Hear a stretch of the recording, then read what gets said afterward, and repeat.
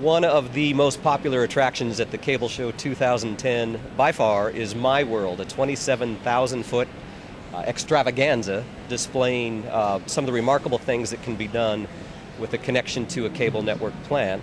One of the instigators and creators of My World is Mark Bell, who's the Vice President of Industry Affairs for the NCTA. And Mark, this is a busy, busy time for you, so we appreciate you taking a moment to talk to us. No, it's my pleasure, sir. Tell us about My World. For those who can't be at the show or aren't at the show, what is My World and what's here? Well, My World is what we call an industry exhibit. It's a showcase produced by the industry, which takes the hotbed of innovation that's out on the cable floor and puts that in the perspective of the consumer, so that you kind of get your takeaway right away. So when you've got a lot of complicated platform things that help deliver all of these new services, sometimes it helps just to build the couch and put someone on it, hand them the remote. So that's what this is about. Not only the couch, but the gym, the kitchen, the car. You've really created a miniature community here.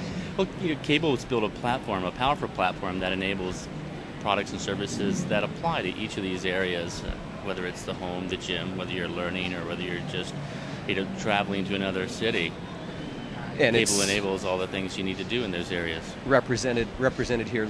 Last year you were involved in the creation of Broadband Nation, which was, maybe I shouldn't say, a sort of a similar display, but how is My World different from Broadband Nation, which was featured at the 2009 Cable Show? Broadband Nation had a laser focus on broadband and all of the things it enabled for consumers in entertainment and education and healthcare and transportation, with a very clear takeaway that cable has invested a great deal in building out this wideband infrastructure, serving more than 92% of households, and all the wonderful things that unlocks. This year, My World is intended to explore the next layer of that. What are the applications now that are available that ride on these powerful networks? And it's also an opportunity to explore, since we're in California, the intersection of Hollywood and Silicon Valley. So world-class content on world-class devices within the context of everyday life.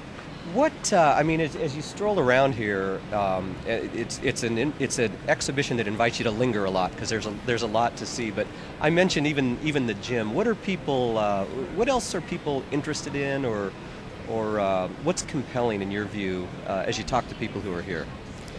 Well, and maybe I'm close to it, but I think there's something very interesting to see no matter which venue you're in. Right. I think some of the things that are interesting to people who don't know us all that well is the fact that as cable's network evolves and becomes more IP-centric, it really does enable a whole new variety of products and services that consumers are going to care about. I'm going to want my content when I want it, where I want it, on the device I want it on. Exactly. And that's exactly what we show here in My World. And as content choice becomes more and more prevalent in an infinity of choice, how do you find that? So I think cable is enabling a whole new era of searchability, portability, discoverability, and shareability. Across, I think when we think of devices, we think of the obvious ones. We think of iPhones or iPads or Xbox 360s, but you've got home gym equipment hooked up to an IP cable-delivered connection. You've got a 3D television display toward the back. So the kind of panoply and range and breadth of devices is really remarkable here. But just because you leave the house doesn't mean you have to stop your workout routine. So if your treadmill's broadband enabled, why can't you take your exercise routine with you? Right. You can. Give us just a little behind-the-scenes color and flavor, Mark, for how an exhibit like this comes together. I mean, how long did you have from conception to the setup of all the buildings and rooms a couple of days ago?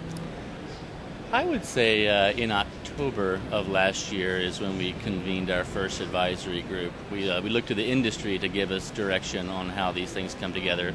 So, what are the important takeaways? What are the products and services that help tell that story? Right. And then what would the metaphoric backdrop look like?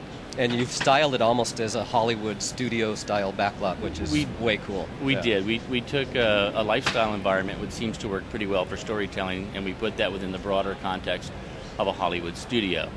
which works great because it's a nice nod to Hollywood while we're here, and it means you don't have to build every wall, which is also good. Borrowing from the movie production techniques. Final point, you talked about a nod to Hollywood. I know a nod to some of your partners, Time Warner Cable being a very prominent one, is due. What has been their role in kind of powering this display?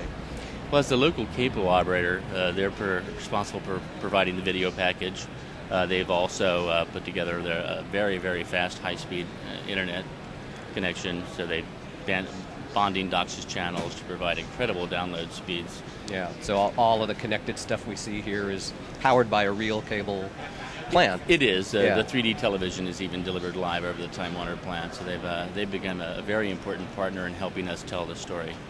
Well, from a Hollywood-style backlot on the floor of the Cable Show 2010, Mark, we want to thank you for taking some time again to talk to us. It's an amazing display, and we're happy to help present it, a little flavor of it to you. So for CED Magazine and live from the show, this is Stuart Schley.